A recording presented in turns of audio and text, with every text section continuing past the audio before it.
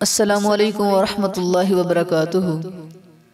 हजूर नबी अकरम सल्लल्लाहु अलैहि वसल्लम ने फरमाया कि अल्लाह रब्बुल इज़्ज़त को ये चार कलमात बहुत पसंद थे। वो ये थे, सुबहानल्लाहि वल्हम्दुलिल्लाहि वला इलाहा इल्लल्लाहु वल्लाहु अकबर।